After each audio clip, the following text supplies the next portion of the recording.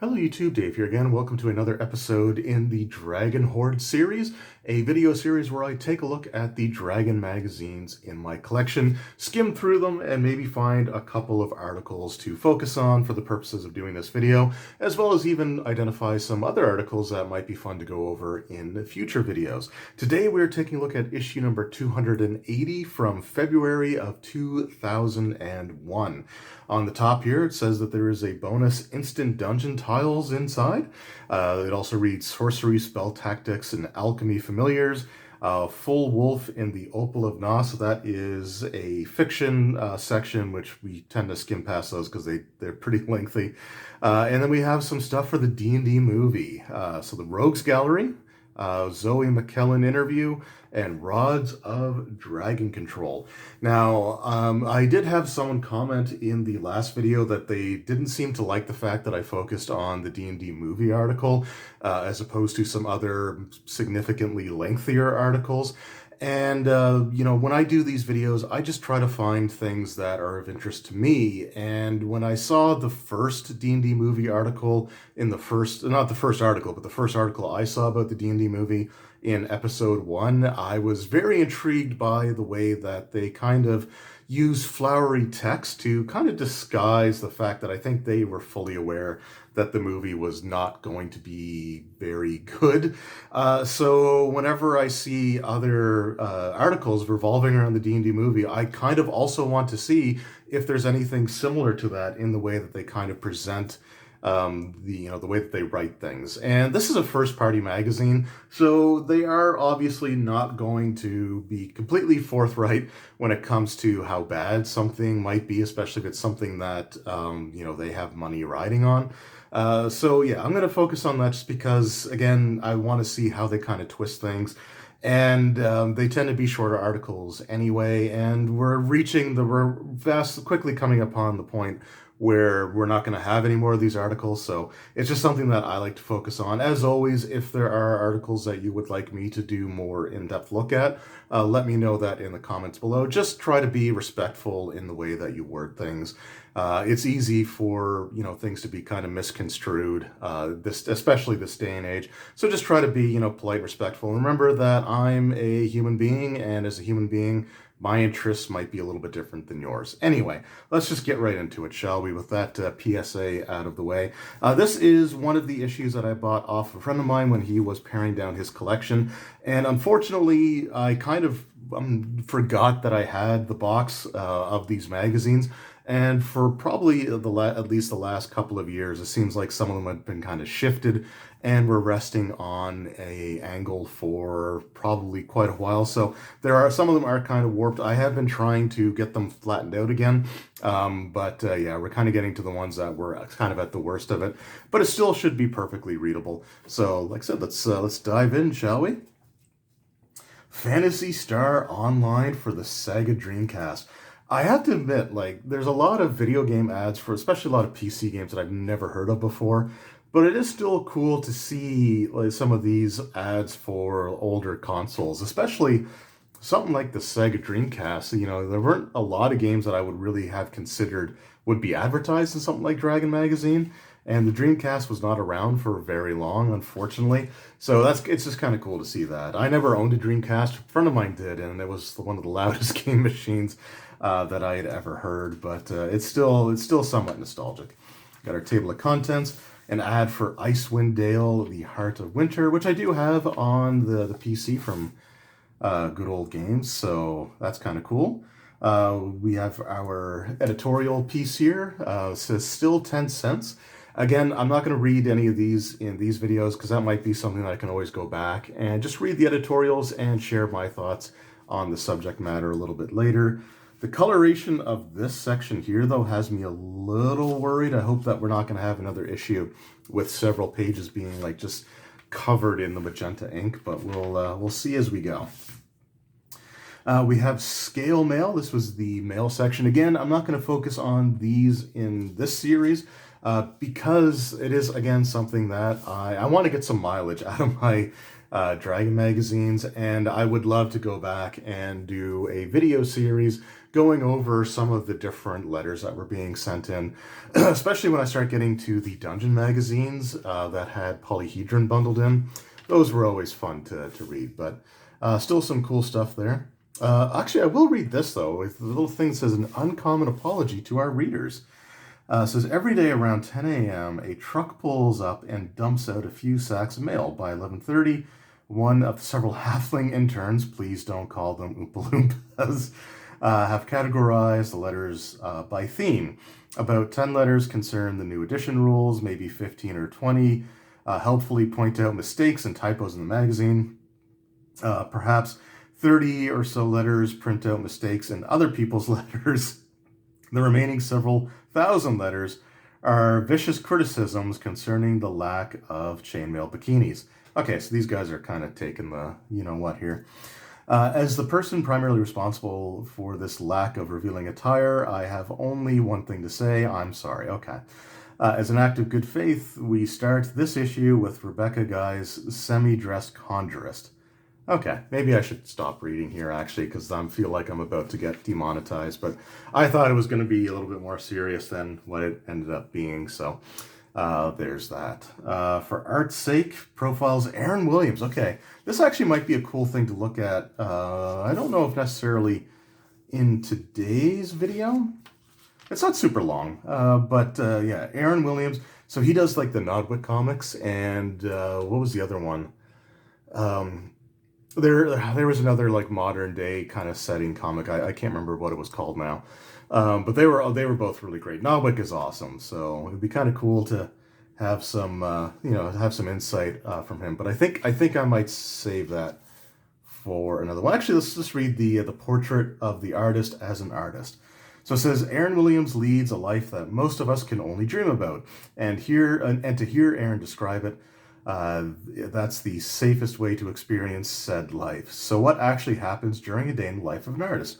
While Van Gogh always pretended he didn't hear the question, Aaron is glad to provide a peek into the unique and glorious lifestyle of someone who makes a living constantly going back to the drawing board. He says, so the steps are: get up, stub toe, curse that self for leaving chair out in the middle of the room, shower, remember that I forgot to buy shampoo, use liquid soap instead, eat cereal, discover that the milk expired a week ago, go to the drawing table, draw some stuff. This covers a host of sins, from the Nodwick comic to the Dragon strips, and tunes, game illustrations, and so on. Eat lunch, which consists of stuff not moving in the fridge. Draw more while listening to NPR's Talk of the Nation. Notice that the sun is set, shrug, and draw some more, stopping to make something for dinner. Hopefully there will be enough to use for breakfast, or as breakfast for a while. Fend off the milk's advances as it hurls condiments from the fridge, and so on.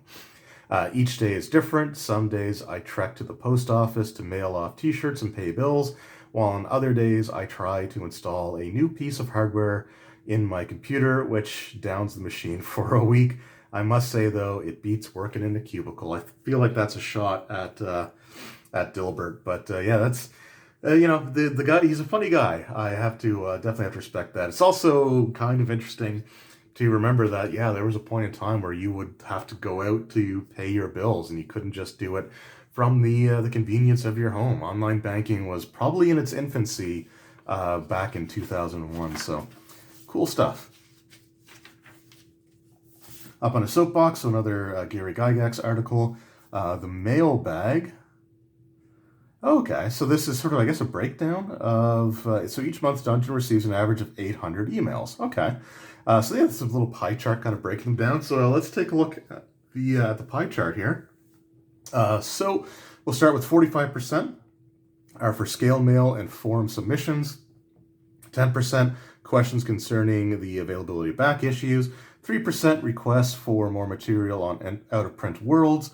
Then we've got 2% questions about the new edition, 1% are problems about the subscriptions, and 39% are about press releases. Okay. About one email a day is from someone who can barely put two words together. About one email a week is in all caps. About one email a month is about something that really makes no sense at all. About every other month, we receive a letter that begins with "Pardon my poor English, but..." These are always more coherent than those in item 1, and once or twice a year we receive a letter in a language other than English. I feel like they were kind of snarky when putting this issue together, interestingly enough. Our February convention calendar, previews, the World of Time role-playing game.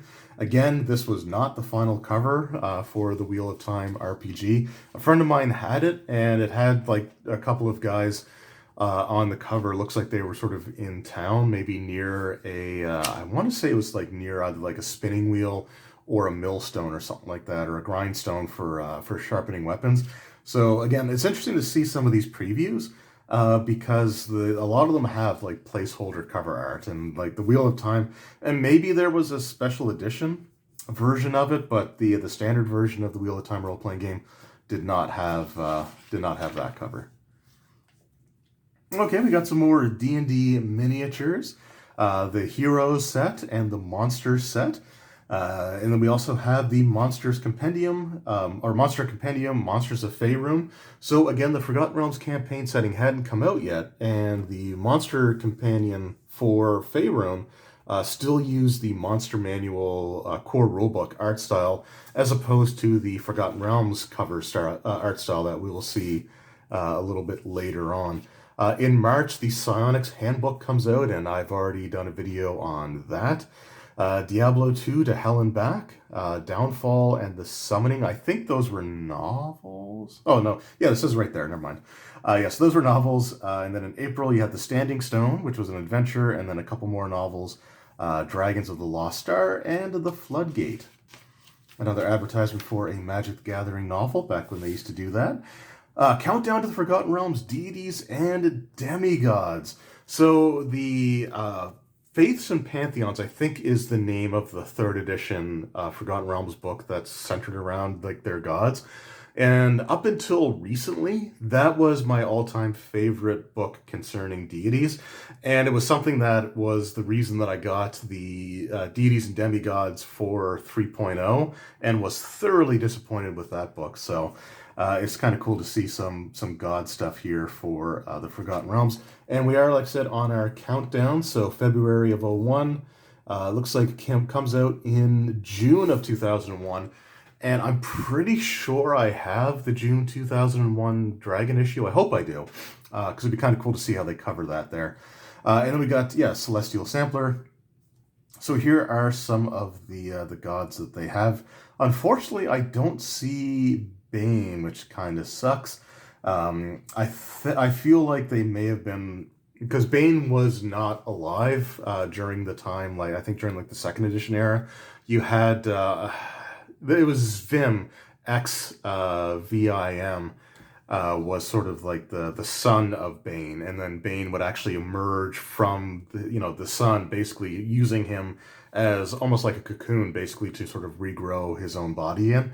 And it was sort of similar to like the stuff that Baal was doing in the Baldur's Gate games, where his part of his divine essence was in something else, and he used that to sort of try to reform himself. So I think they were trying to save, because there's Vim there. I think they were trying to save the reveal that Bane was reborn in the final campaign setting here. But the deities that they give you are Auril, which is the god of cold and winter. Jesus, that's Auril. So from the Rime of the Frost Maiden. I don't know why I didn't make that connection immediately, but yeah, Ice Maiden's Caress, which is a battle axe. So the Rime of the Frost Maiden, the deity in there, has been around for quite a while. In fact, I actually have the 2nd edition book, I think it's Powers and Pantheons. It was either Powers and Pantheons or Faiths and Avatars, but she's in one of those books as well. So Auril has been around for a while. I guess it's because I always just refer to her as the Frost Maiden in my 5e game. But so you got her. You have Azuth, which was the god of magic. Not the god of magic that maintained the weave, but just a god of magic and lore and knowledge and stuff like that.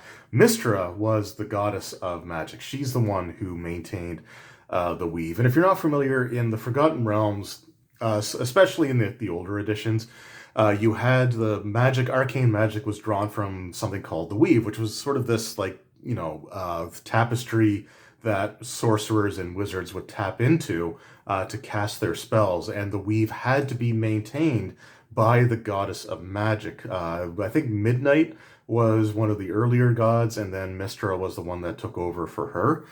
And if anything happens to the god of magic, then the weave essentially collapses, and the ability to use magic is completely disrupted. In fact, there was a period of time where the goddess of magic was actually murdered, and that caused the weave to just completely collapse. And there were issues with wild magic and dead magic zones that still kind of permeate Forgotten Realms, at least until like the 3rd edition era. So yeah, kind of cool that it got there. Cyric, the god of murder, and one of the gods worshipped by the Zentarum at this point in time. Finder Witherspoon, what's his portfolio? Because I'm not actually as familiar with him. Oh, Cycle of Life, Transformation of Art, and yeah, okay. Loviatar, the Mistress of Pain and Agony. Ogma, the Moon Stars Navigation. And then you've got the god Torm, which was one of the paladin, one of the core paladin gods. Torm, Helm, and Tyr were like the 3 major paladin gods. And then we got Converting the Heathen. So if you've already picked up the player's handbook, converting your cleric to the Forgotten Realms is easy. So we'll just go over a few of them. So for example, Corlon the Rithian and Moradin, the racial deities have not changed. But for example, like Vecna is replaced with Shar. And Shar is the sister of Mystra. And she actually created what's called the Shadow Weave, which sort of emphasizes things like necromancy and some other of the more traditionally evil schools of magic. And it was sort of a competing form of the weave that you could draw from. And in, I don't want to spoil too much, but in Baldur's Gate Dark Alliance 2, there is a wizard character, a necromancer character, and he does have some sort of connection to the Shadow Weave, which is really cool. But yeah, for example, Heronius, you could replace him with either Torm or Tyr. St. Cuthbert, you could replace with Helm or Tyr or Hoard, Hoar. Cord, you could replace with Lathander, Tempest, or Uthgar. I think Uthgar was one of the, I think he's one of like the Mulhorandi gods, if I recall correctly. But yeah, really cool to see. Then we got the Unpaladin, so Divine Champion, which is a prestige class. Yeah, prestige class. So requires a base attack bonus of +7. That's actually pretty high. Most prestige classes were typically something that you could start taking levels in once you reach like level 6, or when you reach level 7, you might be able to take your first level in it. But you have to have a base attack bonus of +7 first, which means that you'd have to be 8th level to take this prestige class. You require weapon focus in the deity's favorite weapon, which makes sense. Only a base attack bonus of +7, which is pretty high, but only 1 feat requirement. And only 1 skill requirement, which is 3 ranks in knowledge religion, which again, if you're a fighter, which would be the best class to take to get that +7 base attack, because you get it far sooner than any other class. I guess you could technically do it with Paladin as well, because they would be able to take religion as a skill. And then you have to have a patron. The Divine Champion must have a patron deity, and it must be the deity of whom she is the champion. Makes sense. And the alignment has to be the same as the deities. For their special abilities, they get Lay on Hands, which is just like the Paladin ability. It's kind of just like a Paladin. I don't know why they made this different prestige class. Sacred Defense, you add this value to the saving throws against divine spells. So starts off at +1 and gets up to +2. Lay on Hands, again, I think it's 5 times. Oh, okay, you can only heal 1 hit point of damage per Divine Champion level plus Charisma bonus. Okay. If the Divine Champion is a Paladin, he can combine this with the Paladin class's Lay on Hands. Okay. Smite Infidel, once per day, the Divine Champion may attempt to smite a creature with a different patron or no patron at all. With 1 normal melee attack, you add your Charisma modifier to damage. To the attack roll, and then you deal 1 extra point per Divine Champion level. If the Divine Champion accidentally smites someone of the same patron, the smite has no effect, but is still used up for the day. Okay, so it's kind of like Smite Evil, except they don't have to be evil. They just have to worship a different deity or no deity at all. Now, Smite in 3rd edition, like, you actually had to declare before you make the attack roll. It's not like in 5th edition D&D where you can actually Smite as a reaction and use like one of your spells or something like that to cast like the Smite ability. In 3rd edition, you actually had to state before you made the attack roll that you were going to attempt to Smite, and yeah, it could fail. I've had people in games before assume that a creature was evil and try to use Smite Evil on it, only to have it not work. So this is actually not a bad ability because you can use it a little bit more freely than you can with Smite Evil. And I had a DM who made everything friggin' neutral once someone started playing a paladin, so that Smite Evil would never bloody work. But this is only a 5-level prestige class, so at max you're able to do an extra 5 points of damage, which does multiply on a crit, so I mean there is that. Then you can get some fighter feats, and then Divine Wrath. The Divine Champion channels a portion of his patron power into Wrath, giving him +3 to hit, damage, and saving throws for a number of rounds equal to his Charisma modifier. During this time, the Divine Champion also has damage reduction of 5/0, so anytime they're hit with any sort of damage, they just take 5 points off it, which, again, is actually, it's not bad. And like, for example, I mean, you have to be a 10th level character to get that. Or sorry, you have to be more than a 10th. You have to be a 12th, 13th level character to be able to get that high of an ability. But I don't think Barbarians got damage reduction of 5. Actually, I don't even know if they got damage reduction of 5 at all in 3.0. So that's still pretty dang good. And it's a supernatural ability that can only be used once per day. Cool stuff. All right, so you've got your Sorceress Life. So this is probably going to be a lengthy article that I don't necessarily want to do in this video just because it would take quite a while. But it looks like we have, is this like a checklist, or you can actually roll randomly? Oh, okay, this is actually kind of cool. So you can roll randomly for some of like your background information. So were some of your ancestors sorcerers? So you roll a d6 and you either get no, you're the first of your kind. Yes, but it was a family secret and you did not learn about it until many years later. Or yes, you knew an older relative was a sorcerer. Cool, so it's a little questionnaire that you can fill out to create your background. Again, these are the kind of things that I'd like to do in a separate video. So that's something that I might do in the future. So like I said, once I kind of wrap up this series, which is going to take a while, but once I wrap it up, I will go back to my Issues of Dragon in order, looking for these types of articles. Or if you want to see me do something like this a lot sooner, let me know. I'd love to go through and just randomly kind of generate my character's sort of like backstory. Polymorphology. Oh my goodness. If you were someone who was actively following 3rd edition and 3.5, you will know that Polymorph constantly changed the way that it was sort of functioned. And like, especially like the last couple of years, several books, like whenever a new book came out, they had some sort of update to the way that Polymorph worked. But here's some cool stuff. So you can use, we'll just take a look here. So you can use, so these are uses for Polymorph and not like a description of the Polymorph spell itself, like in how to actually, like how the spell actually mechanically functions. So you could do things like polymorph yourself to hide in plain sight. You could just turn yourself into an animal that would normally you'd expect to find in a location. So if you're in a city, you could polymorph into like looking like a stray cat or a rat or something like that and just kind of scurry away. So this is actually kind of an interesting article. So divert suspicion to others in the party. If your party wants to keep its wizard or sorcerer hidden, it may like another party member, or it may look like another party member is the wizard. A rogue carrying a wizard spellbook and accompanied by a familiar is likely to be mistaken for a wizard, while the enemy cleric is busy throwing silent spells at the bogus spellcaster. The familiar can get in a good surprise attack as well, or sorry, a surprise attack well out of the range of the silent spells area. So that's kind of neat to kind of misdirect some of the enemy spells, or just plain hide. Scare tactics, the generic scare. Playing against an enemy's specific fear is always a good strategy, but sometimes the specific fear isn't known. Worse yet, he may not have one. In that case, there are several generic forms. While they may not scare an enemy, will at least give him pause. So poisonous creature, rabid creatures, obviously tough creatures.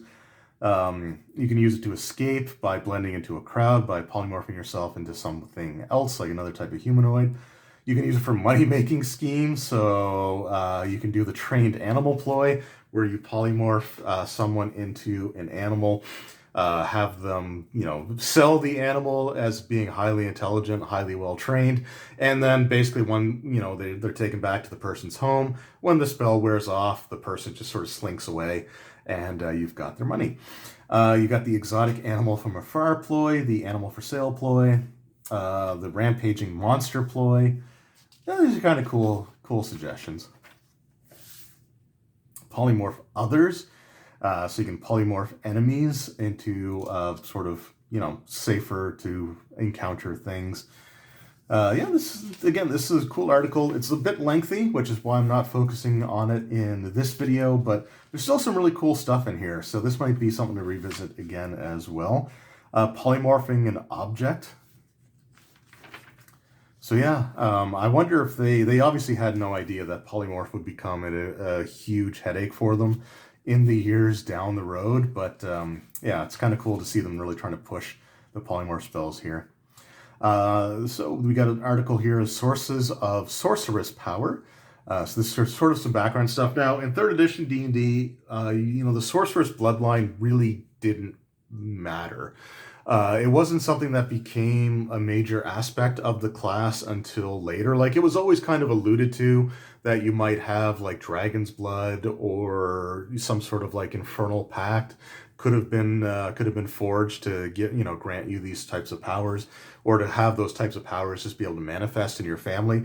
But there weren't any, at least early on, there weren't really any major benefits for having specific bloodlines. It was more or less just sort of a flavor text sort of thing, but still kind of cool to see them talking about it here. What's got here? So Sorcerer's background. Here are some of the backgrounds for starting Sorcerers to choose from. They provide ideas about the source of the Sorcerer's power, suggestions for customizing skills and feats to suit their history, and tips on role-playing this unique class. Again, this is early into the life cycle of 3.0, and the Sorcerer class was new, at least as a core class. It was new to D&D, so it's kind of cool that they're giving it some focus here. So let's take a look at a couple of these, actually. Again, they don't actually impact your character's abilities mechanically, although they would in the future. So this might be sort of a preview of, kind of like some of the ideas that they had. So these are basically like where you've got your powers from, and it just tells you like what skills you should take, what feats you should have, and spells that work best with this type of background. So the first one we have is experimentation. So sometime or somewhere in the distant past, one of your ancestors took a shape-changed dragon as a lover. Okay. And ever since, your family has shown touches of power. The talent for sorcery is capricious and might disappear for several generations before manifesting itself in anyone. But when it appears, it's unmistakable. It might be recognizable through certain physical traits, eyes flecked with copper or scarlet, unusually long fingers or toes, or it might be a matter of character. The dragon-touched sorcerer grows up with an unconscious awareness that he is greater than he appears, and is aware, and this awareness seems to others like arrogance, precocious wisdom, or uncanniness. Uncanniness? Okay. Novice sorcerers of this kind are swept up with power too vast for their spirit to contain. They often show the first signs of their abilities through uncontrolled casting of destructive spells, together with emotional outbursts. As they grow mature, they must learn to discipline themselves and keep their inner dragon under control. Good characters learn to make peace with their draconic blood and benefit from its ancient nobility. Evil characters try to force their talent to obey them and revel in the untamed power of their ancestry. So this is experimentation, but that just seems like a dragon bloodline. Do they not have, like, there's dragon in it. Oh, okay. So there's a typo, or there's an error in this article. So the experimentation header here, this is supposed to be the dragon ancestry, and the dragon ancestry looks like it's supposed to be the experimentation one, because it does state through occult experimentation, some individuals have voluntarily, but more often than not accidentally, discovered ways of infusing their bodies with magical power. Okay, so yeah, so those two were mixed up. That makes sense. So the Dragon Bloodline, which is what this is supposed to be, the races recommended are elves. With their long lifespan, they have made good partners for dragons in the past. Humans have attracted the attention of dragons because they strive to live so fully in the relatively short time they spend on the world. Neither dwarves, gnomes, or halflings have good dealings with dragons for an ancestral relationship of this sort to be likely. Half-elves might inherit dragon blood through either parent, while half-orcs are likely to do so only through the human side. For role-playing, you have more power than you know how to control and are always looking for ways to bleed off excess energy. In your ordinary life, it takes the form of headstrong enthusiasm and a desire to rush in boldly and do what needs to be done as soon as possible. Although you might be an adult, the magic in you is still very young, and you are carried away by it. You are prone to moments of childish rage or innocent wonder. The suggested feats that they have for this bloodline would be Iron Will or Toughness, and the skills they recommend are Concentration, Knowledge Arcana, and Knowledge History and Intimidate. I would say of all of those skills, the one that makes the Concentration, any spellcaster in 3rd edition D&D should max out their ranks in Concentration, period. Concentration is a very important skill for spellcasters in 3rd edition.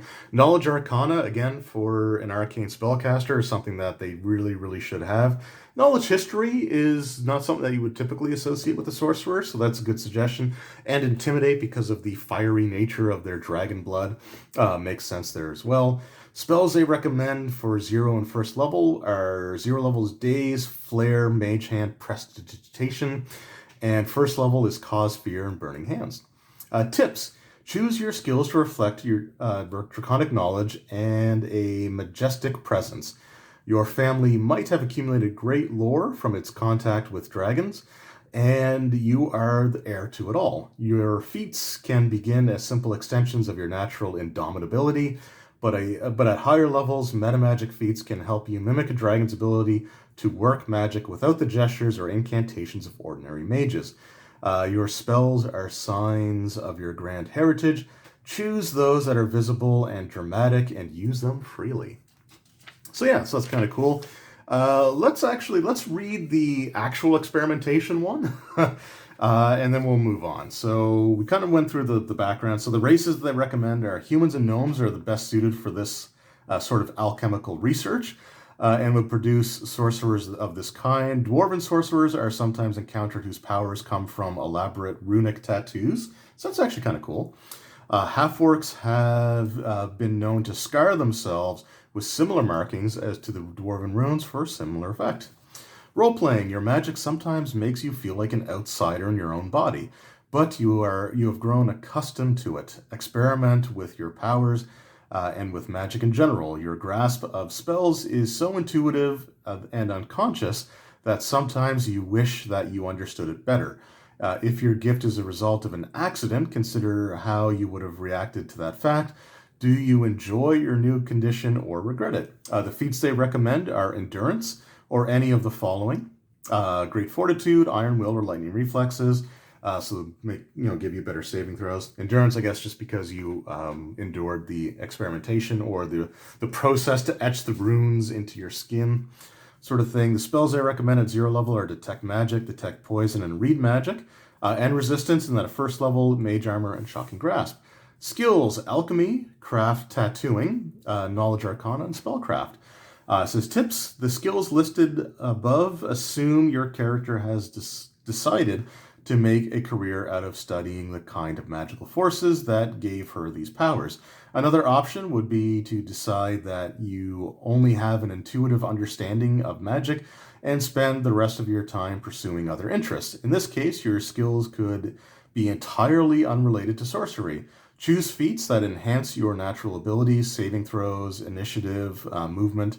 I don't think, well, I guess mobility prevents attacks of opportunity. There's not really a lot of like movement-based feats, at least in the core rulebooks.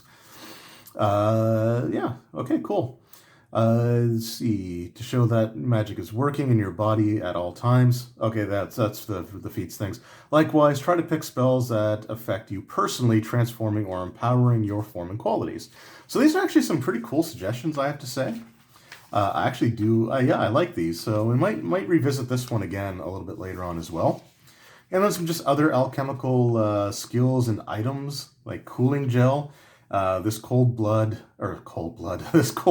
gel can be applied to the skin and provides +1 resistance to fire or heat-based attacks, or heals 1d6 points of burn damage that the character suffered, provided it's applied within an hour of the damage. So that's kind of cool.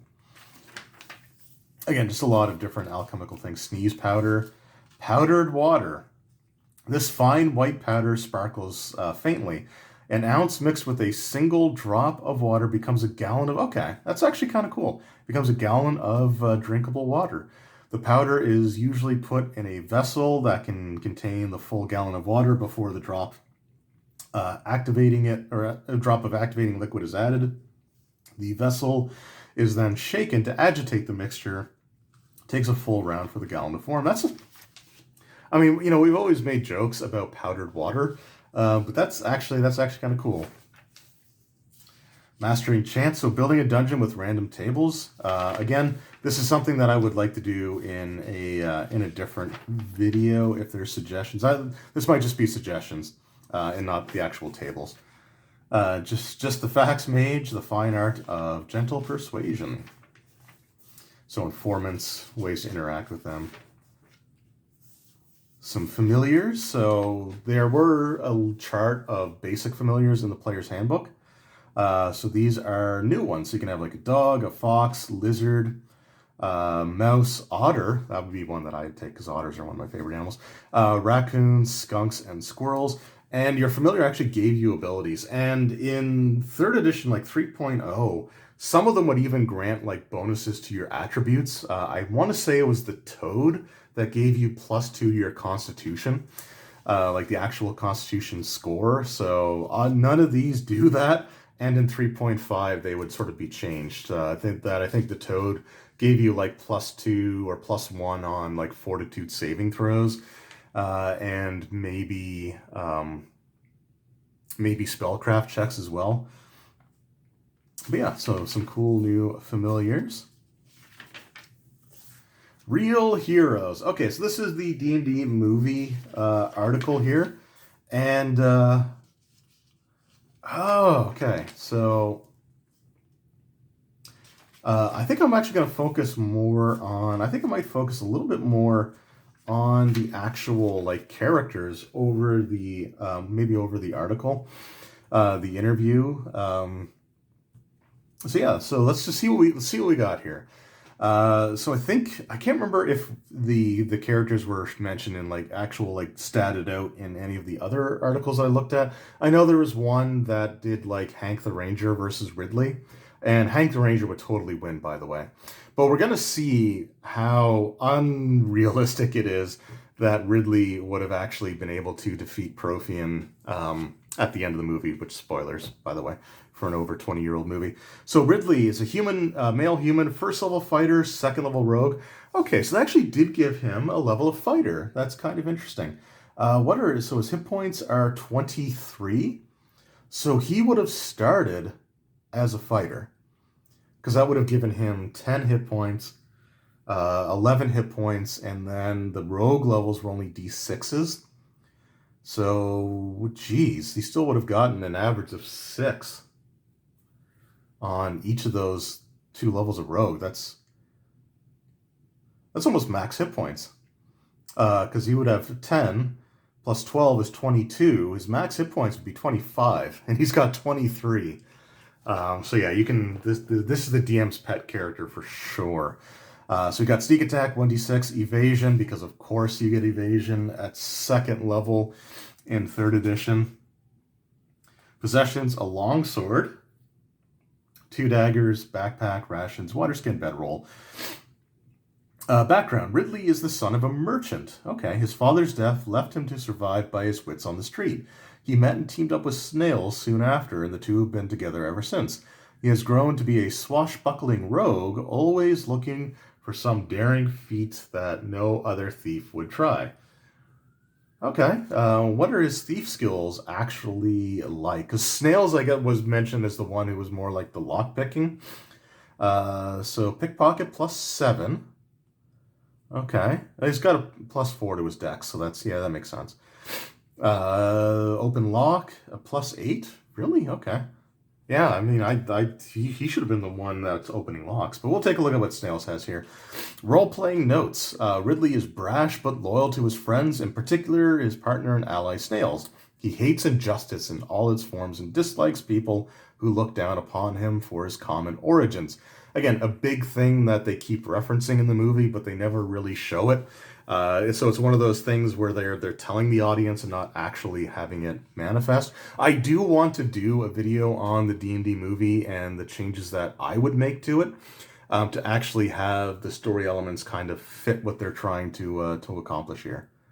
Yeah, so Ridley is a wild card. He is drawn toward danger like a moth to flame. As such, he can easily be inserted to any plot or adventure you might already have underway. Simply put Ridley near the action, and he's bound to get involved, especially if the PCs look like the underdogs. So, there you go. Do they give us alignment? I don't think they do. They do not. Okay. Unless I'm just not seeing it. Anyway, so that's Ridley. Snails is just a 3rd level rogue. So what's his open lock? So his open lock's only +5. That makes no. So in one of the previous articles, I remember reading like that Snails was the lockpick, and he's got a much slower bonus, and that's, oh god, they can't even get the friggin' characters consistent with their descriptions. Anyway, so he's a 3rd level rogue. He has a 16 dexterity. So doesn't even have an 18, unlike Ridley. Ridley's strength is 16, his dex is 18, his intelligence is 15, charisma 13. Come on now, guys.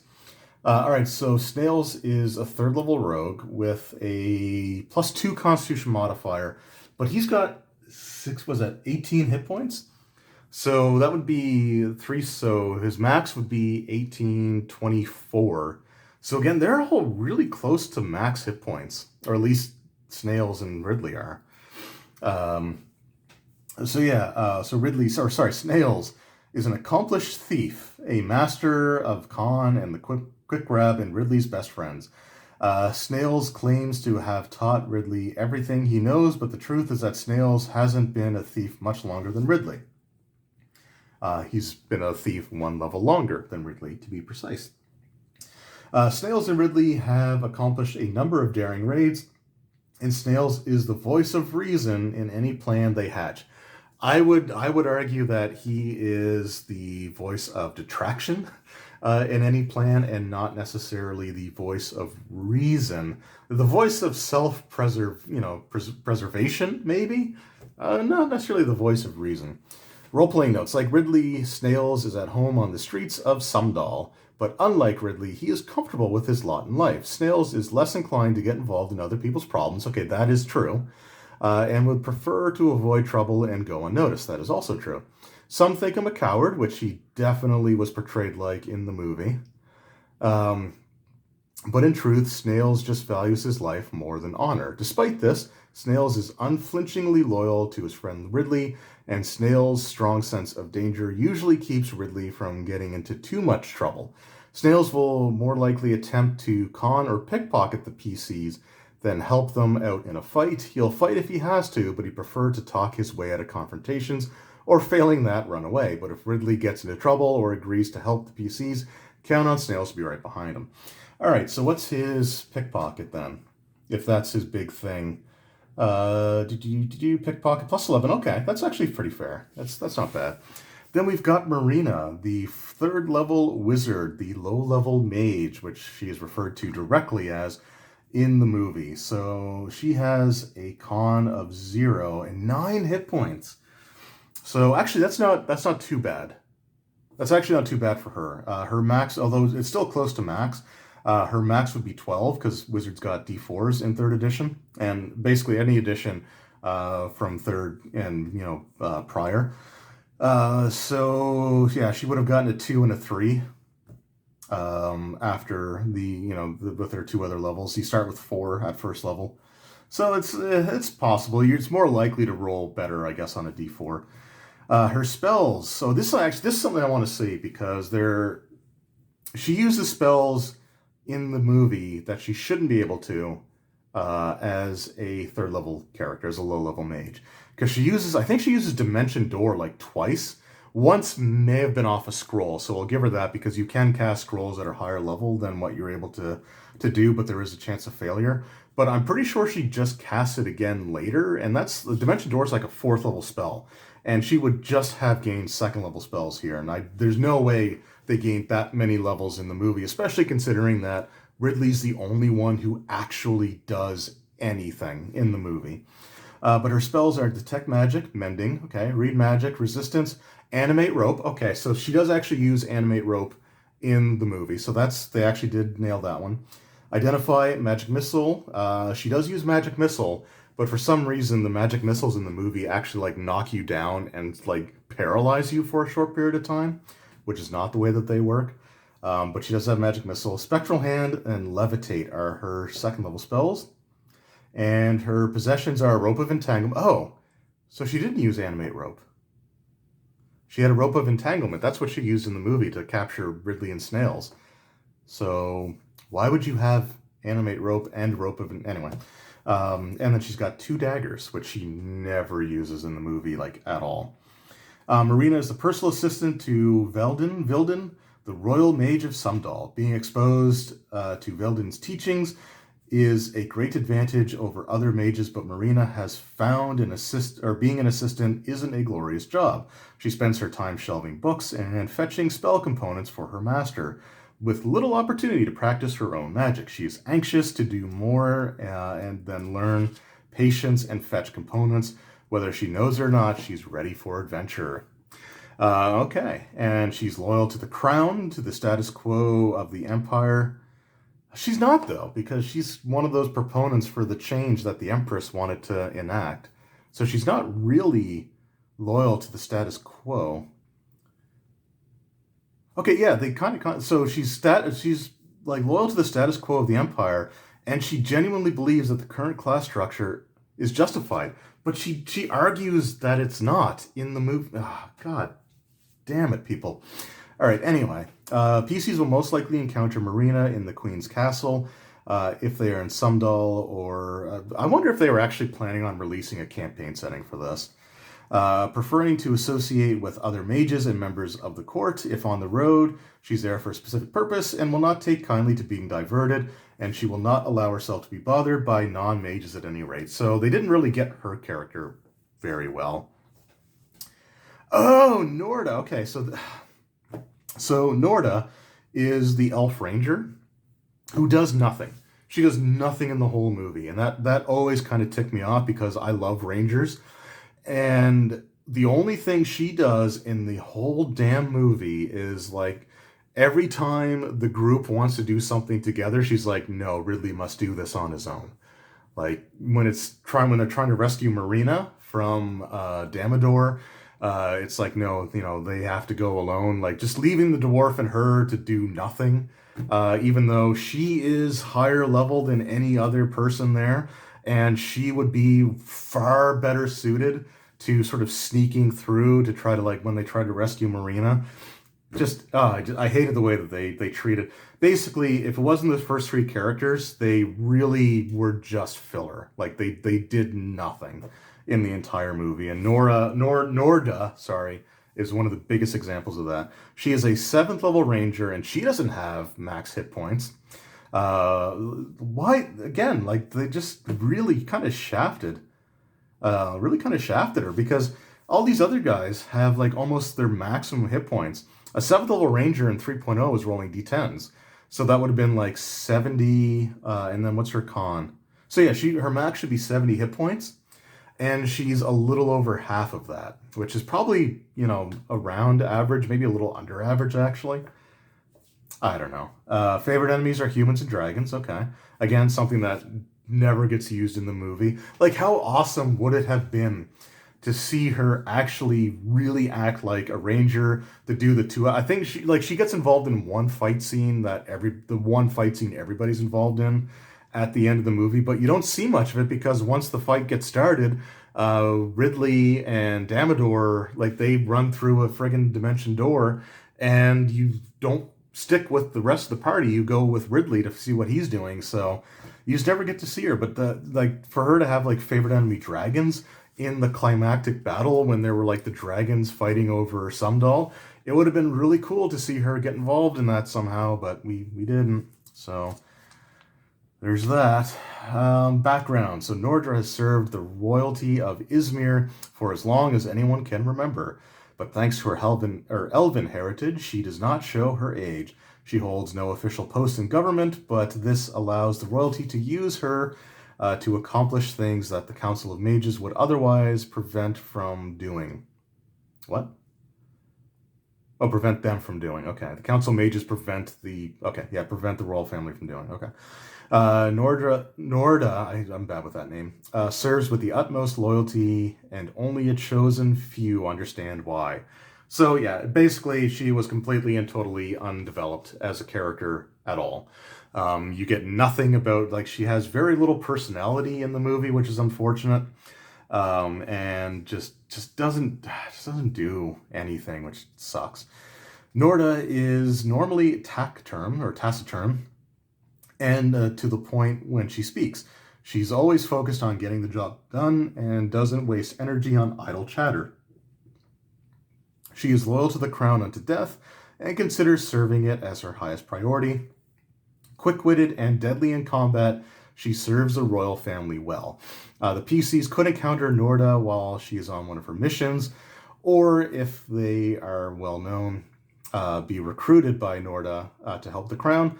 If for some reason the PCs seem to be at odds with the crown, Norda will hunt them relentlessly. So, yeah, I mean, cool, like... So again, like, she's got... what does she have for... So, I mean, yeah, she's got high to move silently at +9. She has search at +8. Like, she would have been perfect to go in with, the other characters. The worst part is that if I actually do a video talking about the D&D movie, I actually have to, like...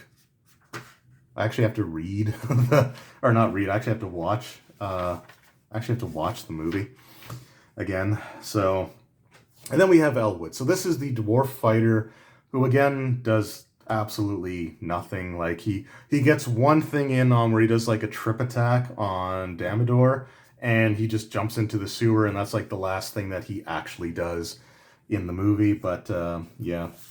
So he is a 3rd level barbarian, so back to the 3rd level characters. 36 hit points, so that is... So he has lower hit points than, like, the potential, because that would be 36 is what his max is on his hit dice, but then he would also have another 12 hit points just from his con. So again, they really gave the 3 main characters, like, near max hit points, and everybody else just kind of sucks, which, anyway... and he's a barbarian. I completely forgot that he was a barbarian. I thought he was a fighter, because he doesn't really do any barbarian rage. He's a proud member of the Oakenshield clan, who come to Sumdal looking for fortune. Elwood quickly found the city run by mages and royal guard run by a corrupt, evil commander. There weren't all that many opportunities for good dwarves with strong arms and sharp axes. Eventually, Elwood spent his savings in the city and was reduced to sleeping on the streets, yet he never let his confidence wane.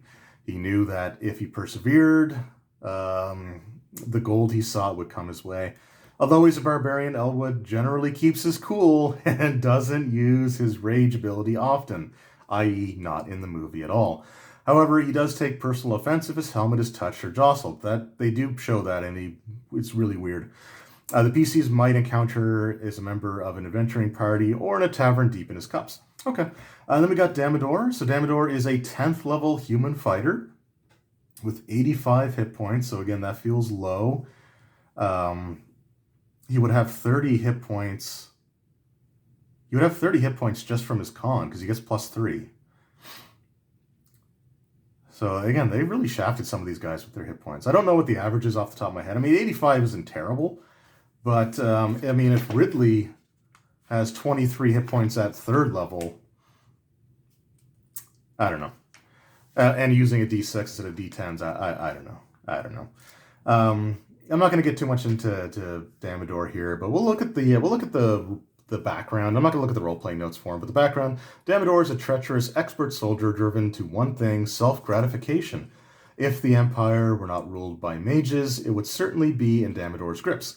Damador began his quest for power in Sumdal and rose through the ranks using treachery, assassination, and willingness to do anything, regardless of how evil, to advance himself. During these pursuits, he encountered Profium. The two are kindred spirits and recognized a partner of sorts within each other. Damador can follow Profium to the top, and Profium can use Damador to perform the dirty work he couldn't be seen doing. When Profium was given the assignment to evaluate the defenses of the Queen's Castle, he took advantage of the opportunity to assign Damador as the commander of the Royal Guard, a position that allows him to draw upon the military resources of Sumdal for whatever purpose Damador sees fit. Under this aegis, Damador was able to secure materials for Profium's experiments and, of course, kill anyone who got in the way. While Damador resents the fact that Profium is in charge and there seems to be little he can do about it, he also relishes his current position. It allows him the freedom to express his evil desires with near impunity. So, I don't know if they quite, So in other articles, they referred to him as like the commander of the secret police force, the Crimson Brigade or Crimson Guard. I don't think that was the Royal Guard though. So maybe a bit of a contradiction. It does have his quicksand rug in there, which is interesting. The Rod of Sevril. So this is the thing that can friggin' control red dragons. The Rod of Sevril was created by the Archmage Sevril. Fancy that. In the age long past, the gods were so offended by its creation that they cursed him to guard it forever. He guarded it really well. He delivered a little speech about, maybe you shouldn't use this, and then he deanimated. That's some friggin' curse. Anyway, it's a major artifact that has the power to summon and dominate red dragons. It can summon up to 2,500 hit dice of large and huge red dragons. The summoned dragons remain for 1 day. Domination, dragons summoned by the rod are automatically dominated as per the spell. Yeah, frickin' broken. And he was using it as a 3rd level character. The director of the movie said that this was based off of an actual campaign. And that kind of scares me, if I can be completely and totally honest. Alright, so here we have Profium. Profium was a 15th level wizard, which feels a little bit low, considering how powerful he was and how much influence he had on the council. But that's fine. 15th level is still pretty close to max. But I mean, let's take a look at his spells. So he has mass charm. Okay, he may have bad. No, he's got things like he's got spell turning, which you don't really get to use. He's got disintegrate, chain lightning, hold person, which he does actually use, lightning bolt, confusion, ice storm. So when Ridley confronts him, Profium in the movie just uses his staff. Is it even a magic staff? It's a +4 defending quarterstaff. Okay. But he engages him in hand-to-hand combat, and he's only got 30 hit points for a 15th level character, and I gotta say, that feels kind of low. I know he's a mage, so he only gets D4s, but that feels kind of low. I mean, yeah, the average of 2.5 over 10 levels would be 25. He'd have 29 by the time he got to 11th level. So yeah, again, they gave him less hit points than he should have. But that's fine. But all he had to do was just cast a spell on Ridley, and Ridley would have been done. Disintegrate, Ridley wouldn't have stood a chance. So it's just, again, it's a movie, and I get that, but man, I don't know. Then we have the Opal of Gnaw, which was the fiction thing. Then we got versus Sorcerers, so just some things to sort of keep in mind when fighting Sorcerers.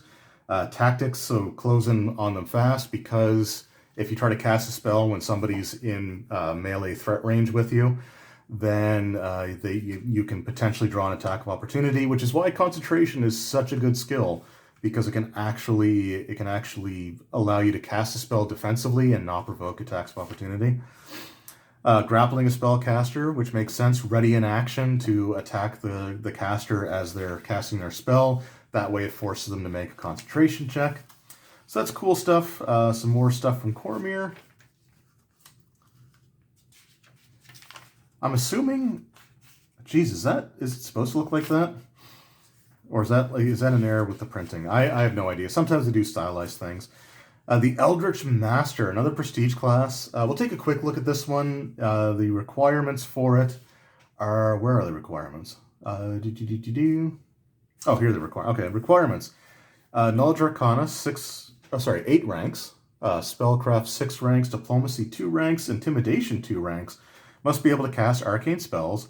The Eldritch Master must have made a pact or bargain with some powerful, otherworldly entity in exchange for teaching the character the ways of the Eldritch Master. The entity must be rewarded with a special task, a great magical treasure, or some special payment determined by the DM. So this feels like almost an early version of the Warlock, which we would see in 3.5. So they get, what do they get for abilities? So they get Detect Magic at will, combined levels, so add the character's Eldritch Master levels to the levels of his arcane spell. Okay, so this is something that they would actually do better on the chart in later, prestige classes. So it would just say +1 to existing spellcasting class, or it'd be like +1 to existing arcane spellcasting class or existing divine spellcasting class. So this is just the same thing. Like when you gain a level in the Eldritch Master, you still progress as if you gained a level in your original spellcasting class for the purposes of what high-level spells you can cast and what your spell slots and stuff are. This one gives you spells known. So I guess you need to be a sorcerer. Okay, yeah, okay. So you get spells spontaneously with this? But you don't need to be a sorcerer. You just have to be able to cast, I don't know. Interesting. True spell, the Eldritch Master gains the ability to select one spell known to her to be a true spell. The Eldritch Master can cast this spell once per day in addition to the normal number of spells they can cast. Kind of like a signature spell, which you would get in the Forgotten Realms campaign setting. Yeah, okay. Yeah, so like I said, seems like an early version of the Warlock, which would get fleshed out more fully. Invaders of the Barrier Peaks. So here we have the Bone Tree, the Razor Tail, the Rage Wing. So these are from the Expedition to the Barrier Peaks. The Tree-Leg Strangler. No Froghemoth, which wasn't in the actual monster manual. So, but yeah. So this actually the Grand Duchy of Jeff. So this is Mystara. Isn't it? No, that's Greyhawk. Never mind. I'm sorry. That's Greyhawk. But yeah, this is a follow-up to the Expedition to the Barrier Peaks, where a spacecraft containing strange alien monsters crashed into the world of Greyhawk. And then we've got, so here are, okay, we actually do have the tiles, which is kind of cool. It's on like poster material, but still pretty cool if you wanted to actually cut those out, which I do not. Also, this is another one of those things held in by glue strip, which has been in there for over 20 years now, so that's not going anywhere without ripping the crap out of the page. Some PC portraits, role models. So again, you've got some painting guides. That looks like a Dritz Mini. I could be wrong, but that looks like a Dritz Mini. Because you got the green cloak, the white hair, and it looks like scimitars. The plays the thing, Sage Advice. So this is dealing with cover. And again, this would be a cool thing to do another video in the future for as well. Is a half-orc barbarian wielding a bloody double axe less frightening than your average gnome farmer? Holy crap, what are they doing with that? Where is that one? I actually kind of want to read that one. Half-orcs have a -2 penalty to they get a -2 penalty to charisma scores, which makes sense given their lack of charm and brutal social graces. However, the intimidate skill is based on charisma, which means that a half-orc barbarian wielding a bloody double axe is less frightening than your average gnome farmer wielding a cob of corn. Is there a reason behind this, or is this due to a rules patch? No rules patch, or is this due for a rules patch? No rules patch is planned. The 3.5 came out 3 years later, or 2 years later, 2.5 years later at the time this came out. You can, however, give the half-orc in your example a +2 bonus to intimidate check for a favorable circumstance. In some cases, you can even allow the half-orc or any other character to use an ability modifier other than charisma for intimidate checks. For example, if the half-orc decides to tie a knot in a horseshoe to intimidate someone, they could use the character's strength score instead, or strength modifier instead. There you go. Strength-based intimidate was something that they had mentioned even way back in the first few months after 3.0 came out. We got Dungeon Craft. Yeah, it does look like there is some production errors here with the ink on the pages, but there you go. And at the back we have an ad for the RPGA in the living world here. It's kind of cool to see other systems, Deadlands, what's that one? Changeling, which I think was one of the White Wolf games. 2nd edition AD&D with the Dungeon Master's Guide, Call of Cthulhu, Polyhedron magazine. Boy, we're going to be getting into that at some point in the near future. But yeah, so there you go. So that was issue number 280 of Dragon Magazine from February of 2001.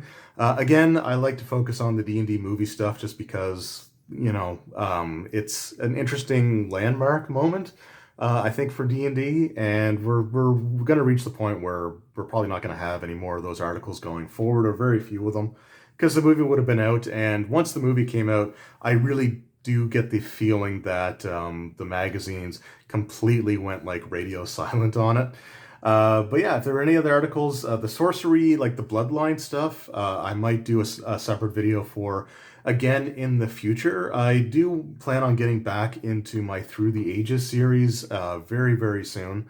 And one of the ones that when it comes time to do the sorcerer, then, you know, I would definitely want to come back to this magazine to kind of go over like the evolution of how bloodlines were actually utilized for the sorcerer, and sort of how they became just a way of flavoring your choice and abilities to actual having game mechanical benefits and drawbacks and stuff like that. So I will be kind of touching on that again in the future, as well as the determining your background. I want to do that as a separate video as well. But yeah, let me know what you think of the sorcerer class. Yeah, what you think of the way that the characters were designed for the D&D movie in this magazine. I'm definitely going to set this issue aside and make sure that I can have easy access to it, because I want to take a closer look at those characters and their descriptions and stuff. I guess I probably should have read Profium's background and role-playing notes, but we might do that in a future one. Anyway, thank you guys very much for watching. I hope you enjoyed, and I will see you all next time. Until then, take care.